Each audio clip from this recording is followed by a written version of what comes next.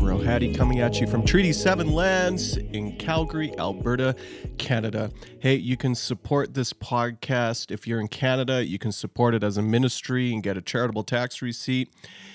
Find the details at rohadi.com or cypherchurch.com.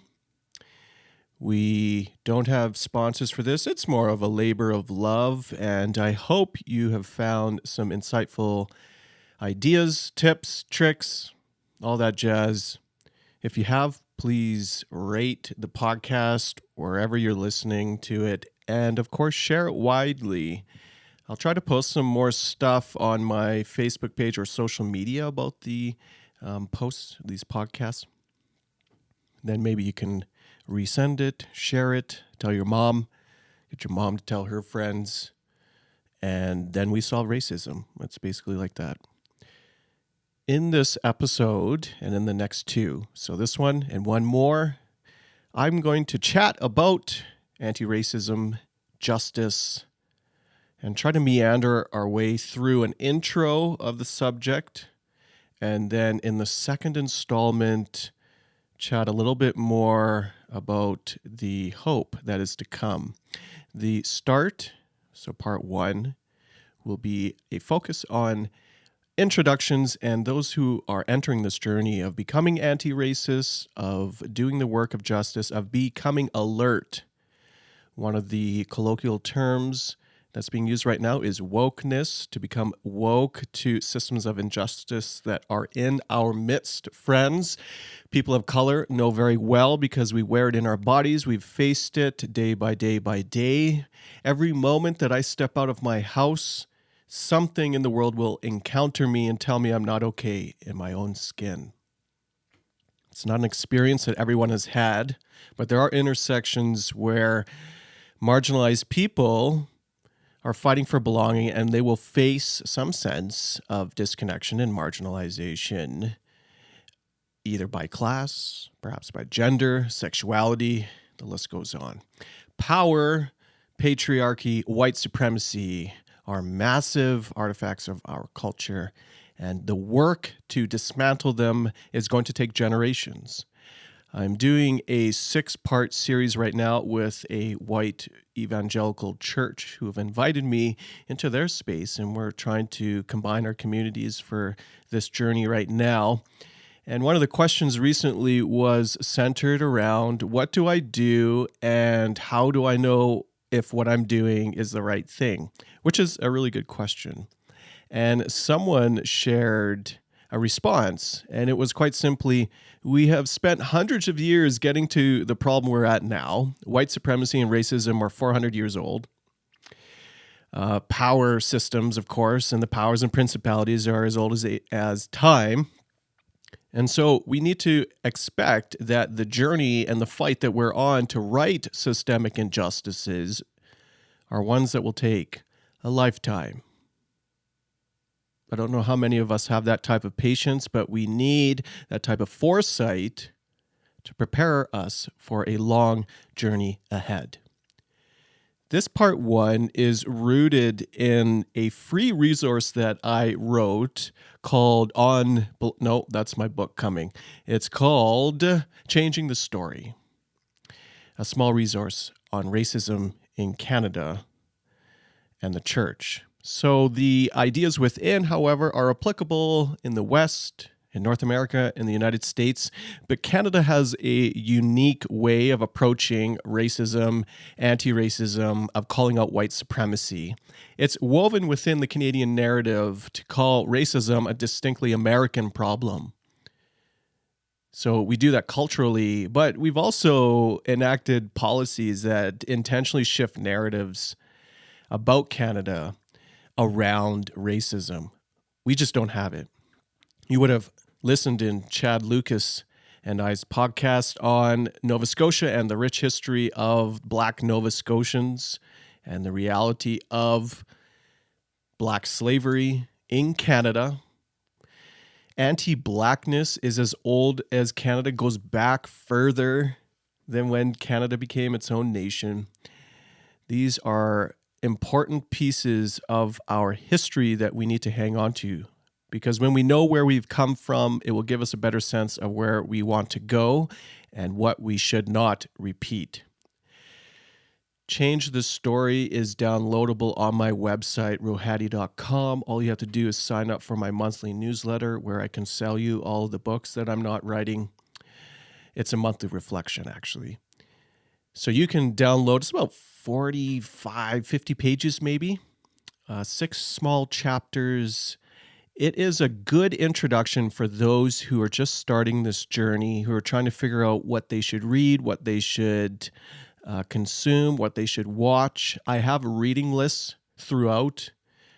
It's basically a summary or an amalgamation of the resources that I have found and that I've found useful. My book list, which you would find on Goodreads, I have 2 book lists. One of them is an intro into anti-racism, and then the other one is for more advanced readers. So those who have done the work of foundations of anti-racism and diversity, you can jump into the second stage.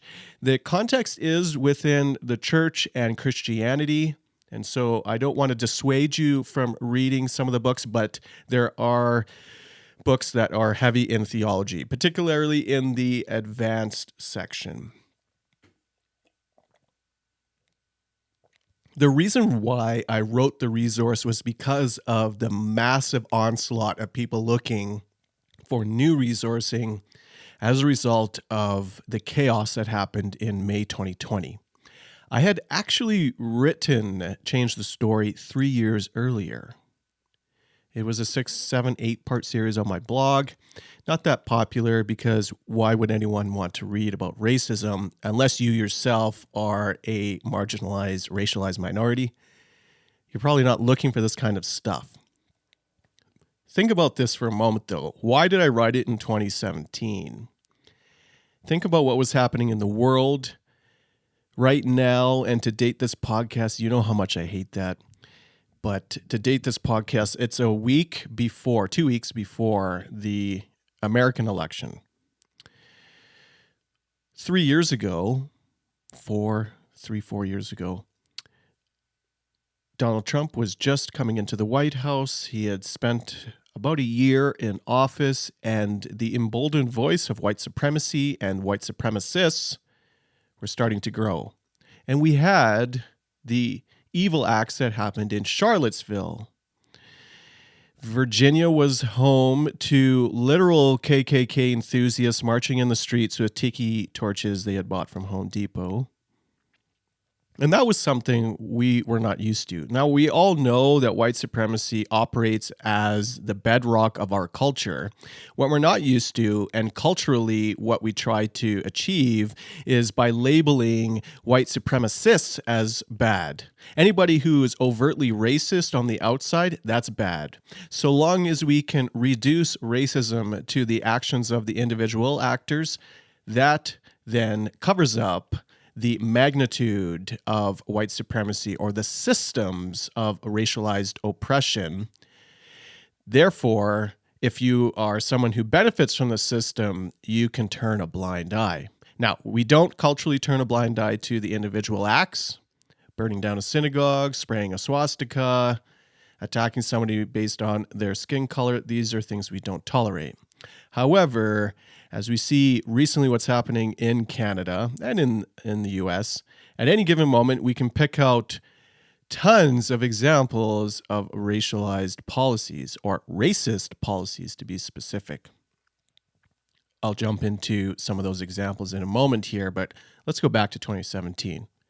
Charlottesville happened, and the infamous lines of "there's 2 sides" and "very fine people" came into our lexicon, or came into popular cultural use. What we discovered as people of color is that there wasn't very much movement towards righting systemic injustice. Now, the early adopters and the racialized minorities, we've been fighting for this type of both recognition but calls for justice for decades. It's the same struggle that we're facing now in 2020, same struggle as 2017. It's the same struggle from 50, 60 years ago during the civil rights movement. What has changed other than Segregation now is illegal, but we have different ways of enacting slavery, for example. Mass incarceration accomplishes that. We still have the legacy of hundreds of years of racist policies and systemic oppression. We can see that in the neighborhoods that are rooted in poverty, and they tend to reflect a particular racialized minority within. These are all by design. And typically every city, any city of size, at least in Canada, will have some expression of this. 2017 saw the emergence of the Black Lives Matter movement and a little bit of attention in mainstream culture. There was a little bit of attention from white fundamentalism that hated the very notion of justice. See, if you're new to the conversation of racism, hearing about the imbalance as a result of your race that exists in our world is jarring. If you're at the top of the mountain and you assume everyone else sees the world as you do from the top, this idea of listening to the stories of those who are lower down the mountain, where they're facing oppression on a daily basis simply because of the color of their skin, that is something that either you reject and say it's not true, or something that winds up hurting your worldview. It cracks your assumptions of the world that equality was something that everyone could enjoy. I've had people actually leave my church over this issue because they think the talk about racism is divisive. In a sense, it is. It's not attempting to divide, rather, it's pointing out division, what already exists. But if you're not aware, not alert, not woke to the level of division and systemic oppression, this is all a little too much to swallow. And so what you do is probably the easiest option is you walk away, or you reject the very notion and continue living in ignorance at the top of the mountain. But as Bernadette shared in her wonderful metaphor, we're in a space right now where culture, and you can pick any subcultures as well. We talk about the church in this podcast. Culture has already baked its cake. The cake tastes a certain way. We can't change the recipe. And what we know is that the cake has been baked with levels of white supremacy, of patriarchy, of classism, which is connected and rooted in capitalism. These are just realities that have offered white privilege. Now, if white privilege is a word that ruffles your feathers, then perhaps shift it. Consider it minority disadvantage. Visible minorities are not permitted the same opportunities as white folks. You will note the popularity of a new movie coming out called Hillbilly Elegy. It's basically a conversation about how poor whites in the Rust Belt of America, they are abjectly poor. Your chance of getting ahead in life is very small. And some people have used the book as an example to say that, look, racism isn't really a thing because, look, white people are poor too, which is very true. Again, this is a conversation about intersections. Is to say that the bad things that happen to you or to anyone, if you are white, are real. However, there's a caveat in that the bad things have happened not as a result of your skin color, at least in terms of its connection to the systems in our world, be it legislation or policies or bylaws, might be finances or banking, it might be law enforcement. 2017 came and went. Then the pandemic hit. I think the pandemic set up a lot of the possibilities that eventually emerged and the proverbial straw that broke the camel's back in May 2020. The murder of George Floyd at the hands of a number of police officers, white and Asian, set off a firestorm. This came on the heels of other deaths in America that were highly publicized during the time of Breonna Taylor, of Ahmaud Arbery, of George Floyd. Canadian RCMP, in fact, killed 6 and 7 Indigenous people. Now, Canada is a tenth of the size of America. And when we look at some of the examples of racist policies and also police violence against racialized minorities, we have a systemic problem here. It's pronounced, it's much larger as well than we might think. Yes, the peaceful and subdued Canadian landscape is one that harbors a nasty secret, one of white supremacy, of white privilege, and one that is also rooted in a legacy of colonization that has created the likes of the Royal Canadian Mounted Police to, in the very least, adopt some cultural artifacts from history that they still play into moments today. As I speak on this podcast, there is an ongoing feud and violence in the Nova Scotia region where the Mi'kmaq people are fighting, ironically, with Acadians and white fishermen, commercial fishermen in the lobster fishery. There has been violence. There has been torching of the Mi'kmaq infrastructure. And the country is kind of sitting back aghast.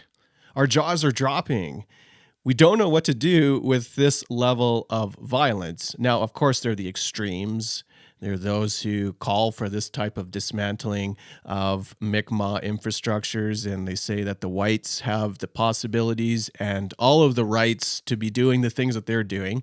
Don't think that's a popular assertion, but it is one.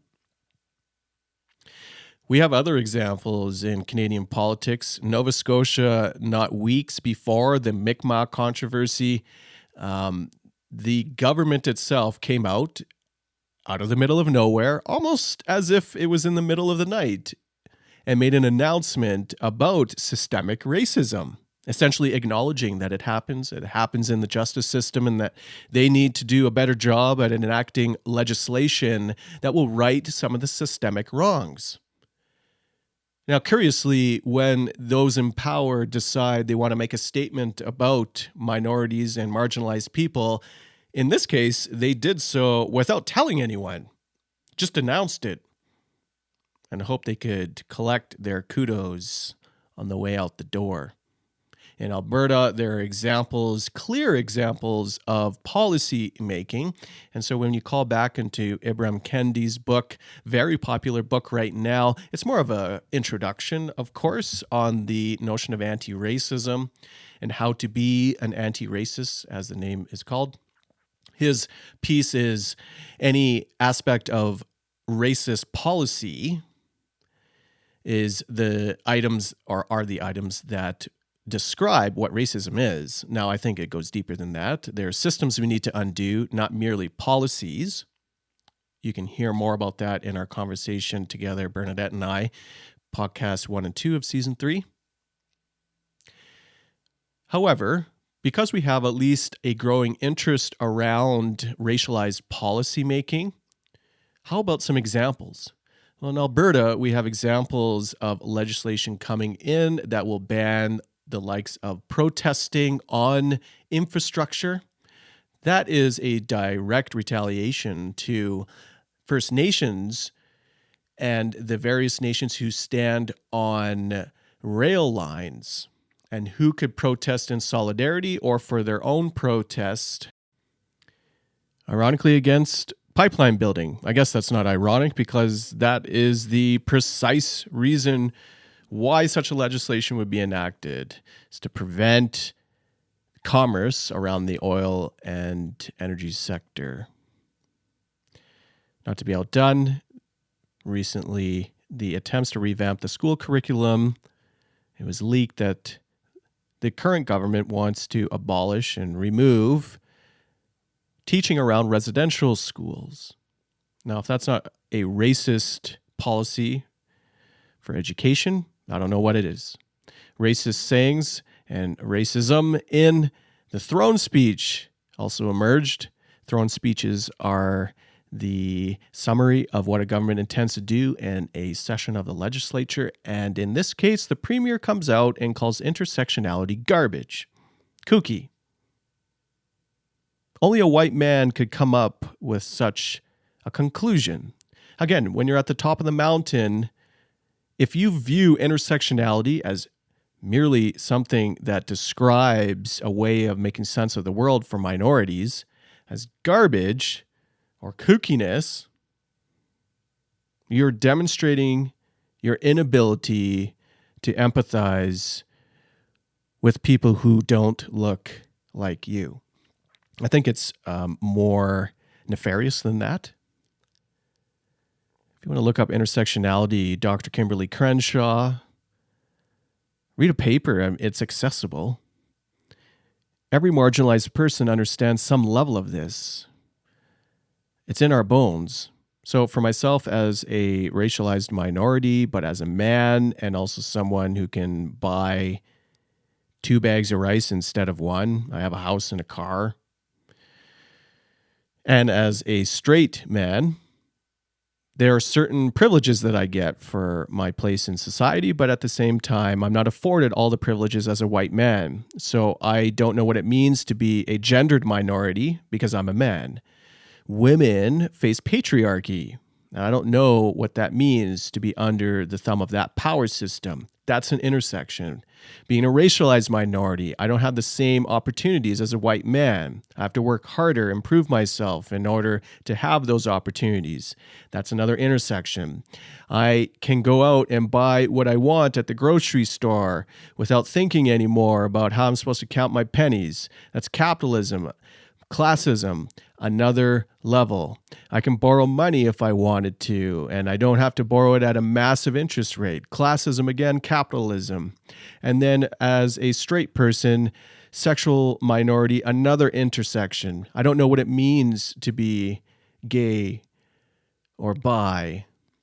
These are all intersections that merely describe our world. And that's bad?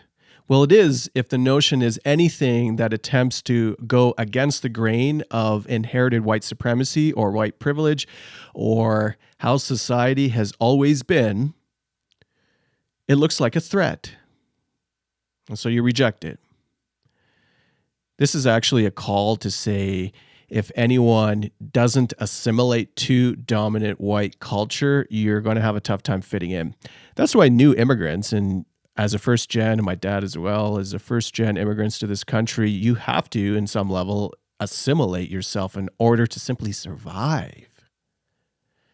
And now, a generation or two later, we see the effects of, okay, with a little bit of privilege, you can get me, a loose cannon, talking about all these aspects of righting systemic injustice. That's partly why I wrote the resource around anti-racism activity and did it within my expertise, which is the church. 2020 gave an opportunity to revamp the approach, to update the materials from 2017, and to say, hey, you need to look at yourself and ask, where do you fall in the scale of racism? If I have anti-blackness in my body, because I've been formed predominantly in white culture, white people undoubtedly have significant levels of racism they need to figure out.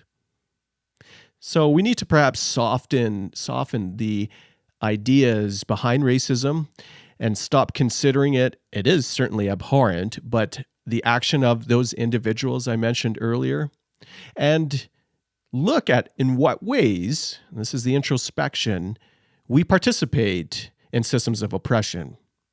When it comes to anti-blackness, that's an easy one, and this is where you get the model minorities. For racialized minorities, for Asians, for example, use my own.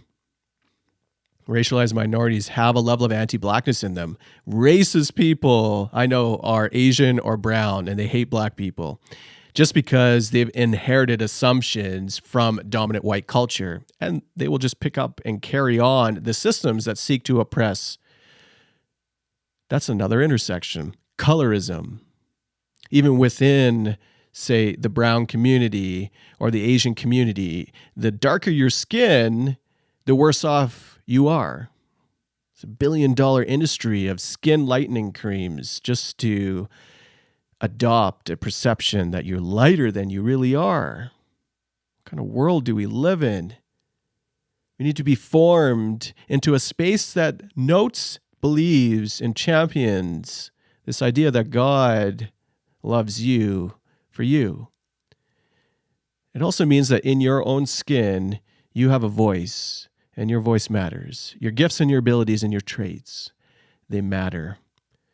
And part of the journey of figuring out in what manner and where you fall into the scale of racism, that's a little graph I have made available in my resource, is that we need to then do the work of figuring out how we come alongside those who are hurting. If we as Christians believe in love and that we will be known by our love for one another and the other, one expression of that love is empathy. If we can't empathize, we don't have love. And this is what happened in May 2020. There was a massive movement of white people who started to get on the train of anti-blackness, of dismantling anti-blackness. That to me is positive. I've never seen such a thing in my life. I've never seen protests, and go back into the podcast with Deb Mabude and I, as we talk about protesting, we were shocked. I'm still shocked. I can't believe it. COVID had a play in that. But I was shocked to see the amount of people. That's certainly generational, but it is indicative that change is a-coming. Times are a-changing, to go with the Bob Dylan verse. The George Floyd murder, coupled with all the others, it raised up this push to dismantle anti-blackness and the push to become anti-racist. Now, I think the question around there is what is performative and what will last into justice. I started this podcast by sharing my experience with the church that I preached at. And I noted this type of work is work that takes a lifetime. Yet we lost interest immediately, 2017 from Charlottesville. That barely lasted. I have a sense that this movement now, in the expansion of BLM and the press on white privilege and white supremacy specifically, the amount of white people who are doing good work. I mean, give yourself a pat on the back. You're doing good work. That counts. It does. But we need to take a step. Take a step for white people to learn from white people. There's enough resource out there. You don't need to find a token to help you. It takes time to embody a response out of love. So empathy requires a level of knowing and feeling the presence of racism in your body. So perhaps that's the effects of racism, but white people have that too. Power systems that seek to dismantle and oppress others, they have a negative effect on white bodies as well. We need to stop and think about what presence of evil, the evil of racism, exists in our own bones and skin. We need to think and reflect about what privilege our skin has afforded us. If you don't have to think about that, it's because you have privilege. If you don't have to think about how everyone else sees the world, it's because you have everyone matching your gaze. Ultimately, it's the relationship aspect. That's a tough one because if you look at the work of David Emerson and other sociologists like him, white evangelicals and white conservative Christians actually have the lowest, the smallest network of people who don't look like them. That includes who vote like them and earn like them. But it is a question of race. White people do not have friends beyond their ethnicity or their race. It's the smallest amount. Racialized minorities actually have the largest ethnic mix of friends, and that's good. It's also a challenge because significant relationship is going to be the critical factor that dismantles systems of oppression. When you stand to lose as a white person, if justice prevails, then you better have some relationships along the way that are going to help push you through. Now, not to say that it's up to us minorities to help push you through your own work, but you don't really see the needs or the values or the necessity to dismantle systems of oppression unless you have a significant relationship with someone who's different. Unfortunately, in our churches, our formation is rooted in sameness. We hang out with people who all look the same, think the same, act the same, as I noted, vote and earn the same. It's tough. And I don't really think that's an exploration or an expression of what it means to be part of Christ-like community. In my 6-chapter resource, I do offer some sense of definitions for some of these terms if they're brand new to you and if you've stuck around in this podcast this long. Some of these pieces and some of the words that I use might be jarring, as I noted. Just do some work and figure out what is going to, A, work for you, but also encounter you in the space that you're at. If you're starting the journey, find the resources that match that. Be aware of common misconceptions. Don't have the ruffled feathers when you hear words such as privilege or fragility. And most importantly, be alert that the problems we're facing now, I'll use the church, these problems are not new. I alluded to that earlier. Dr. Martin Luther King Jr. was calling on the church, was calling on moderate whites to stand up, the church to stop acting as a club, and to act as the muse or the critique to culture. He was calling out segregation. The level of segregation now, racialized segregation in churches today, in the present, is on par to pre-civil rights movement in the 60s. Isn't that something? I mean, that's so terrible. When you look around the pews on a Sunday morning, or today, if you look around on the screen on online service, what does everyone look like you? The hope for the church, I believe, is one that stretches into all nations, or the word we can use today is ethnicity. It's that picture we have of the end in Revelation 7, where every tribe, tongue, and nation bow before the throne.